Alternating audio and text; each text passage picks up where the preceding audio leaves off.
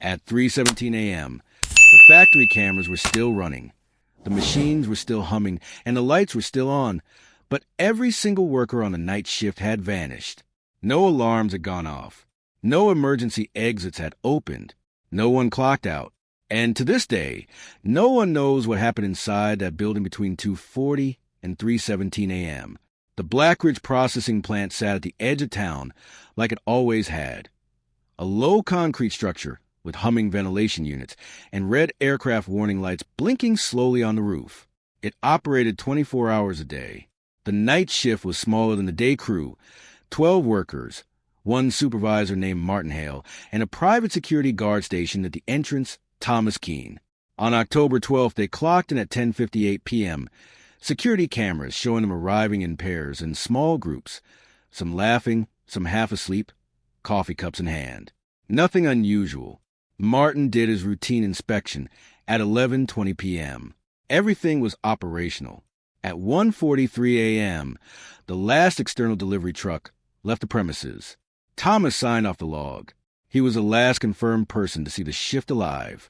At 2:39 a.m., cameras inside production line C captured 3 workers in frame, one adjusting a control panel, one wiping grease from his hands, another stretching and yawning. The fluorescent lights flickered once. Briefly, at 2:40 a.m., the frame was empty, not gradually, not one by one, just empty. The machines continued running. Conveyor belts moved.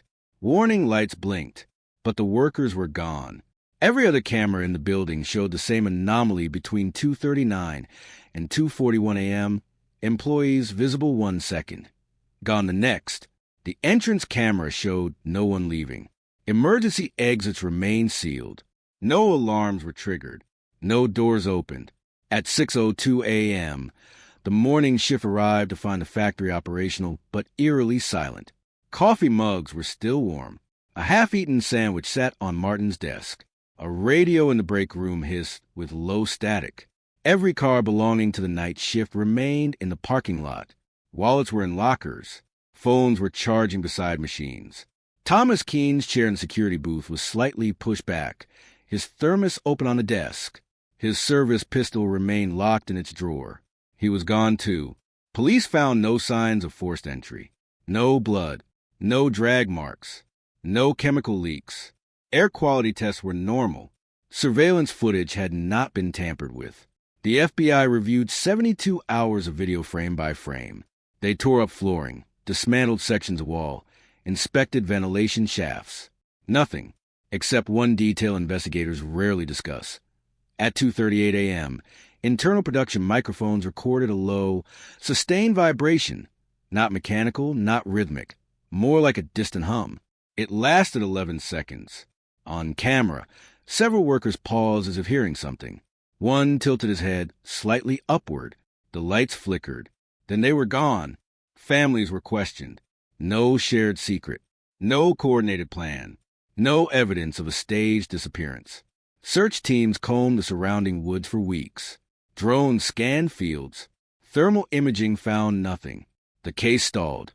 Until months later, when hikers in a forest 3 counties away began reporting faint industrial noises, at exactly 3 a.m. metallic grinding, the hum of machinery. Some claimed they saw cold white light flickering between trees, like fluorescent bulbs turning on and off. Search teams found nothing but silence. Nearly a year after the disappearance, something else happened. Though the plant had been shut down and disconnected from the power grid, the internal server logged a 17-second activation. At exactly 2:40 a.m. security footage from that night showed the dark, abandoned building. At 2:39 a.m., nothing. At 2:40 a.m., a faint flicker inside several windows. Then darkness again. Electricians confirmed there was no external power source connected.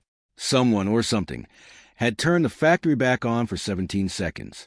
Authorities never released that footage publicly.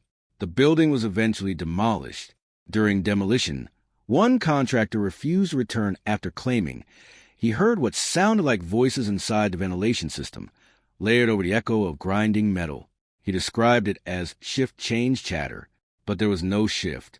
There was no factory. No bodies were ever found. No ransom demands made. No credible sightings confirmed. Every October 12th at 2:40 a.m., residents near the former site claim the air feels heavy.